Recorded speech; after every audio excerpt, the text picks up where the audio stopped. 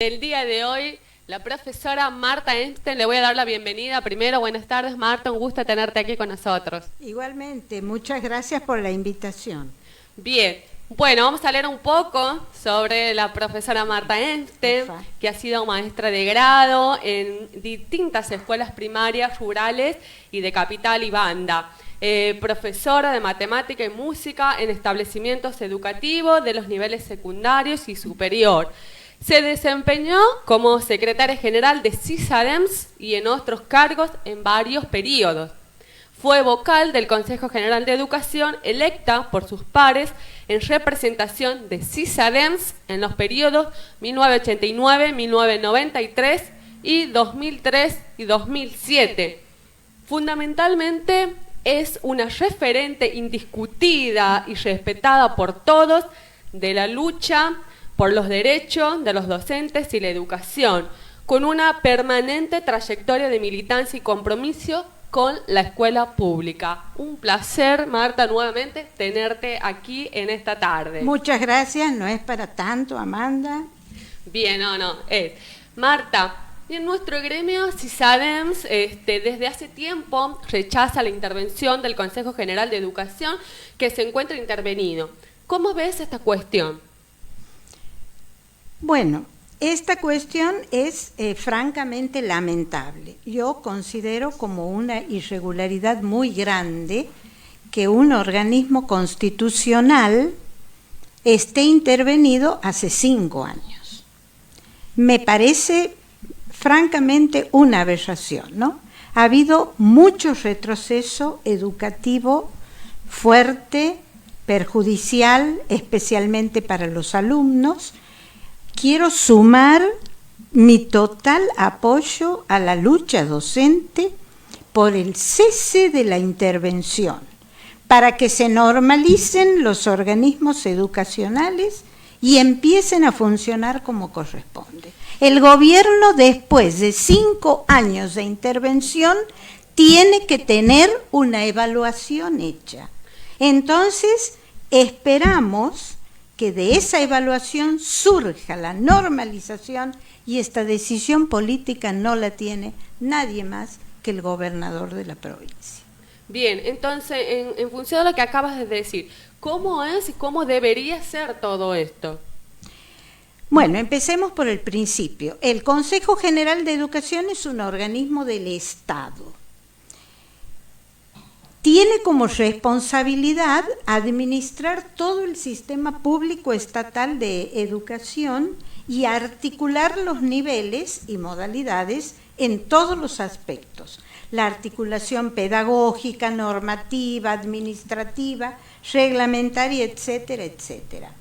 De él dependen otros organismos, por ejemplo, las direcciones de nivel, reconocimiento médico, las juntas de clasificaciones, el tribunal de disciplina y, por supuesto, todas las escuelas primarias con todas las modalidades que existen, jardines de infante, colegios secundarios, escuelas de educación especial, escuelas con y sin albergue, escuelas técnicas, escuelas artísticas, todo el sistema público estatal depende del Consejo General de Educación. Y si no los he nombrado, debo nombrarlos también los profesorados, o sea, los institutos de formación docente. Así es, las escuelas privadas subvencionadas también. No, las escuelas privadas subvencionadas no están en el ámbito del Consejo, dependen de SPED. Bien, entonces el Consejo General de Educación es un organismo grande, complejo, inmenso, y muy importante. Sí. ¿Cuáles son las autoridades máximas? Bueno, la autoridad máxima de todo este conjunto es, de acuerdo a la Constitución de la provincia, un cuerpo colegiado. No está pensado para ser conducido por una sola persona. Bien. La conducción debe estar a cargo de un cuerpo colegiado que reúne a 2 partes. Sí. Una parte representativa del gobierno de la provincia y otra parte representativa de los docentes que surge de elección de toda la docencia provincial. Esta participación de los docentes en los organismos de conducción educativa es un derecho que tienen todos los docentes. Vos, Amanda, tienes derecho a formar parte de los organismos de conducción educativa. Todos los colegas que están participando en este NOTI también. Pero hace 5 años que no se habilita ese derecho debido a que todo el sistema está intervenido. Ese derecho a la participación es una conquista de la docencia. Bien. Nadie nos ha regalado nada. Fueron luchas muy grandes hace alrededor de 100 años, con persecución y cárcel incluso para dirigentes, que lograron, ¿no es cierto?, conquistar estos espacios de participación en aquel tiempo para poner un freno al poder político, al poder gubernamental de turno y dejar establecida una carrera profesional que no dependa de la política ni del clientelismo político. Bueno, nosotros siempre desde CISADEMS hemos entendido estos espacios de participación como espacios de lucha y de trabajo.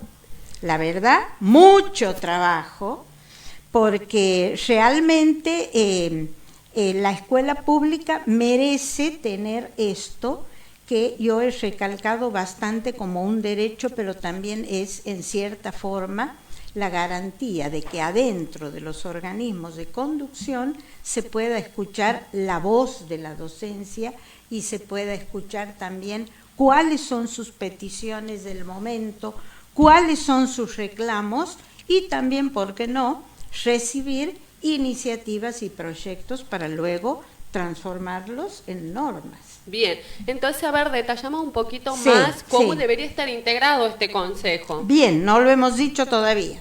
Entonces, 2 partes. Una parte representativa de la docencia, que cada 4 años elige, o debería elegir, 3 representantes, que al asumen la función de vocales del consejo. Y la parte representativa del gobierno es también integrada por 3 docentes que asumen como vocales, más el presidente, que también debe ser docente y que asume junto con sus compañeros. Ah, bien, buen detalle ese de que el presidente también debe ser docente. Actualmente la interventora lejos está de la docencia. Hay cosas que han pasado en todo este lapso de nuestro gremio, viene denunciando, como por ejemplo no cubrir cargos ni horas cátedras durante años, o abrir la presencialidad de las clases sabiendo que muchas escuelas no están en condiciones, ¿no? Lo venimos denunciando desde CISADEM, a través de la radio itinerante, del observatorio, por lo cual no cumplen los protocolos sanitarios. Contanos un poco más de Marta sobre esto. Justo Darío hoy mencionaba la nota que hemos elevado con respecto a la cobertura de los cargos directivos, porque hay muchísimas escuelas de acéfalas. Sí, me parece una total irrazonabilidad, porque eso no se puede, no puede continuar así esa situación. Escuelas acéfalas que me dicen que desde hace 3, 4 años es realmente increíble, y más de 100, como si fuera algo instalado, algo naturalizado. Ya no puede ser. No me explico por qué no se llama concursos. El Consejo tiene los decretos de ascenso dictados creo que alrededor del año 2010 por el Poder Ejecutivo. Seguramente que no son perfectos, seguramente que puede haber detalles que se puedan cuestionar en esos decretos, pero la verdad que si el Ejecutivo ha dictado decretos de ascenso y los representantes del Ejecutivo en el Consejo no lo hacen cumplir, bueno, entonces esto ya no tiene explicación. Claro. Las escuelas necesitan directivos y necesitan sus equipos de conducción. Yo he conocido un colegio con 500, 600 alumnos, un solo ordenanza, y ningún directivo, ni rector ni vicerrector. Es algo increíble. De terror, sí. Totalmente. Y el tema de acefalíes y de la falta de cobertura, ¿también se da en las escuelas subvencionadas, en las escuelas privadas? No conozco mucho del sector de escuelas privadas, pero al menos tampoco se conoce que en las escuelas privadas haya este faltante de personal. Bueno, parece que el abandono cae sobre lo público. Exactamente, sobre la escuela pública. La verdad que si esto fuera así, estaríamos en presencia de toda una decisión política de desfinanciamiento de la escuela pública, lo cual creo que el gobierno tiene que revisar y rever. No puede dejar las escuelas estatales así. La falta de cobertura de cargos y horas de cátedra, además de la falta de cobertura de cargos directivos, ha dejado alumnos durante años sin tener clases de algunas materias que son centrales. Totalmente. Lengua, matemática, biología, física. Claro, ¿te imaginas cómo es eso? Los cuadros de supervisores están prácticamente vaciados. Cuando el protocolo sanitario para la pandemia, aquel primer protocolo que se lanzó, ¿no es cierto?, y que no ha sido modificado hasta la fecha, refrendado por esta provincia, establece el rol del supervisor como un rol central en la organización de las escuelas, tanto en la virtualidad como en la presencialidad, como en la bimodalidad. Es central la figura. Bueno, no tenemos supervisores. Esto realmente es increíble. Bueno, no quiero entrar en mucho detalle, pero en estos años de intervención hemos sufrido la resolución 841. Sin palabras con la resolución, nefasta. Sí. Yo he sufrido personalmente las consecuencias de la resolución 841, que me ha congelado la carrera docente, no me ha permitido optar más horas, y así como me ha pasado a mí, a centenares y miles de docentes, sobre todo los docentes con menos antigüedad, ¿no es cierto? O sea, sí, eso se ha visto claramente, que los más perjudicados han sido el sector joven del profesorado, ¿no? Los profesores y maestros más jóvenes que, paradójicamente, al dictarse esta resolución, creían que iban a ser beneficiados. Bueno, han sufrido el mayor de los perjuicios. Y ahí fue que empezó la no cobertura de horas de cátedra y, en consecuencia, la falta de clases para los alumnos. Hoy, todos tenemos en nuestras familias jóvenes y adolescentes que cuentan que ellos nunca tuvieron, por ejemplo, idioma extranjero, nunca tuvieron matemática durante un año o dos, o a lo mejor 3. Y esto es de mucho antes de la pandemia, ¿no? Sí, sí, por supuesto. Eso también hay que reconocerlo. Por eso hay una situación muy crítica y un abandono en lo educativo, en el acompañamiento pedagógico. ¿Qué te parece que venga y se aplique una evaluación de estas estandarizadas como las pruebas PISA en ese universo de alumnos y alumnas que han estado privados de tanto tiempo de clase? ¿Cuál va a ser el resultado? Y seguramente pésimo. Claro, el resultado va a ser pésimo. Ahora, prepárate, porque después de conocerse el resultado va a salir el coro, sí, que todos conocemos, a condenar a la escuela pública, a condenarlo al docente y condenarlos a los sindicatos. Porque esa ahora es la moda. El responsable de todo es el docente y los sindicatos. Bueno, contra esa tendencia, valga la redundancia, tendenciosa, los trabajadores y trabajadoras tenemos que fortalecer a los sindicatos que luchan y además trabajar incansablemente por la unidad de las organizaciones sindicales. Bien, Marta, bueno, vos nos estás contando un poco sobre cómo está conformado el Consejo y a los docentes nos sobra experiencia sobre las nefastas resoluciones de este Consejo intervenido que ha deteriorado la educación pública, la escuela pública, la carrera docente. Ahora contanos, para los que por ahí no conocemos muy bien, los que no tenemos tanta antigüedad, ¿cuáles han sido los logros cuando sí había representantes electos en el cuerpo colegiado? Por ejemplo, desde el periodo 2003 hasta el 2016 que se vuelve a intervenir. Algunos de los logros para que los docentes conozcamos bien, para que podamos hacer esta comparación de lo que significa tener representantes legales y cuando no los hay. Bueno, primero vamos a ubicarnos en el momento, ¿no? 2003. Se salía de todo el tremendo ajuste económico de la década de los 90, nefasto, que en la escuela pública sufrió un abandono tremendo, no se construía un edificio escolar, no se arreglaba una escuelita. Siguiendo a esa década de los 90 tenemos la crisis del 2001 y nos encontramos en el año 2003 con una provincia convulsionada y a un paso de la intervención federal por el doble crimen de la dársena.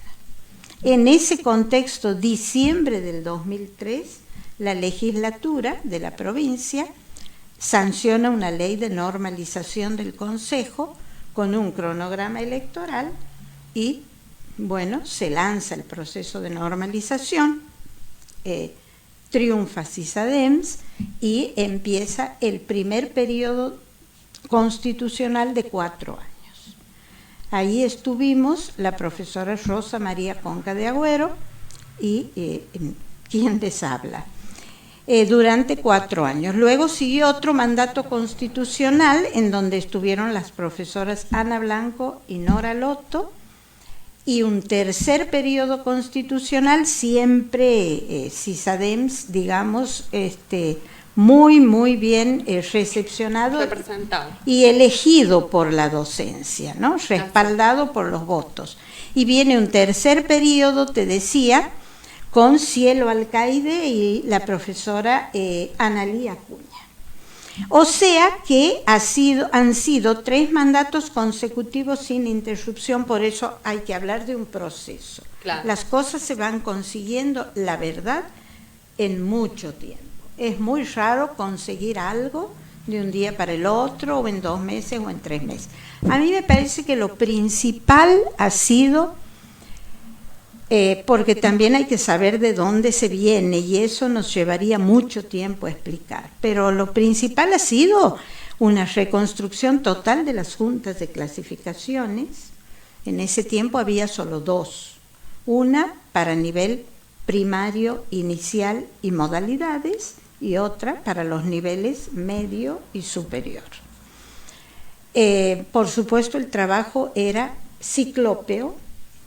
Los legajos de los docentes por miles y todos en versión papel. El trabajo era manual, lo máximo que podía haber era una máquina de escribir. Claro, nada computarizado. Bueno, se logró una reconstrucción total en los niveles medio y superior. Específicamente se consiguió un nuevo sistema de clasificaciones que permitió depurar muchas situaciones de injusticia y de restricción y se amplió totalmente las posibilidades de trabajo.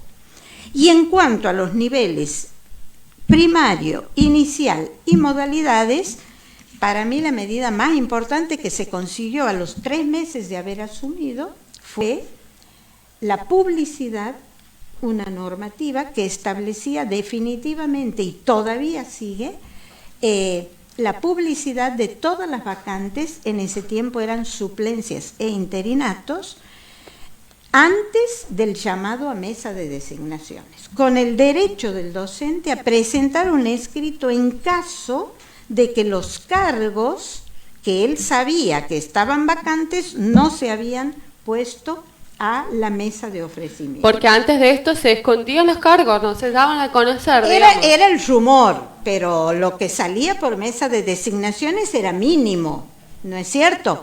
Cuando se abre el ofrecimiento público con el derecho del docente a participar en la búsqueda de vacantes y la denuncia, entonces salieron 500 cargos entre la primera y la segunda mesa. 500 cargos, Sí. un gran logro, No, una gran conquista. realmente fue espectacular esa vez. Bueno, después se consiguió movilizar, no sé, más de 100 expedientes que habían estado dormidos referidos a construcción de edificios o reparación de edificios. Habían estado dormidos durante años. Yo te decía hace ratito, veníamos del ajuste de la década de los 90 Claro. y la crisis del 2001, eso ahí se perdió por ahí en los escritorios y nunca más salió a flote. Hoy yo sí reconozco que hay avances, no dejo de reconocer que se están haciendo construcciones, se están haciendo arreglos, que el santiagueño no mira con admiración el edificio nuevo para el Colegio Absalón Rojas o el edificio para la Escuela de Manualidades, que es una de las escuelas donde he trabajado varios años. ¿Quién no mira con admiración eso? Pero no se trata solo de eso, hay que atender todo. Hay que atender esas acefalías, esa falta de designaciones en los cargos, la falta de ordenanzas, todo hay que contemplar y resolver. Para eso está el Consejo General de Educación. Bien, no quiero que dejes de mencionar algo que me comentaba más por fuera de cámara, que era con respecto a que antes las escuelas no recibían ni un peso, ni nada, sí. nada para los alumnos, ni para una escoba, me decías, Sí. lo cual a mí me causaba un poco de gracia. Bueno, eso también ha sido otro logro. Sí, en el 2004 conseguimos una contribución mensual del Estado para las escuelas, entrega directa a los directores, que todavía sigue, pero totalmente desvalorizada por la inflación y por el congelamiento que ha sufrido esa partida mensual, pero que en ese momento fue una medida, además de justa, fue una medida muy llamativa, porque las directoras estaban acostumbradas a comprar a lo mejor con dinero de la cooperadora o dinero de su magro sueldo, una escoba, un trapo de piso, una lavandina. Sí, a mí realmente eso me llamaba mucho la atención, Marta. No podía creer que nunca antes de eso no le daban nada a las escuelas, me parecía, no sé, como de terror realmente. Bueno, creo son que las políticas de ajuste, ¿no? Totalmente. Pero también otro logro importantísimo ya más adelante en los años, creo que 2009, 2010, fue la inclusión de todos los docentes de la itinerancia en el pago de zona D, que representa un 80% del sueldo básico, o sea, una mejora sustancial del sueldo de los docentes de itinerancia, que eso fue logrado durante el mandato de las profesoras Blanco y Loto. Bien, bueno, Marta, creo que vamos a tener que hacer una segunda entrevista, nos queda.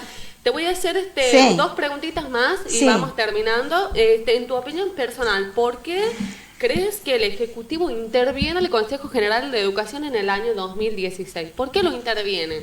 Y para mí son cuestiones políticas, eminentemente políticas. Nunca se ha podido escuchar absolutamente otra cosa. O sea, los representantes docentes, cuando realmente ejercen su representación, constituyen una molestia para el poder de turno. Totalmente una molestia. Pero, bueno, hay que lograr que cese y que se normalice todo el sistema nuevamente. Bien, bueno, Marta, tu reflexión final sobre todo esto Sí. que hemos conversado. Yo quería fundamentalmente hacer un recuerdo y un homenaje a los y las 86 docentes que murieron por COVID desde el inicio de la presencialidad, ¿no? Esto lo ha recogido y publicado un sindicato docente, SUTEF, de Tierra del Fuego, con datos recogidos por ellos. Son 87 docentes muertos por contagio de COVID 2 de ellas maestras santiagueñas. Así es. No podemos olvidar, ese es un tema que hay que tenerlo siempre presente. Por otra parte, también quiero felicitar a CISADEMS por esta iniciativa del Noti CISADEMS, que hace un gran aporte todas las semanas.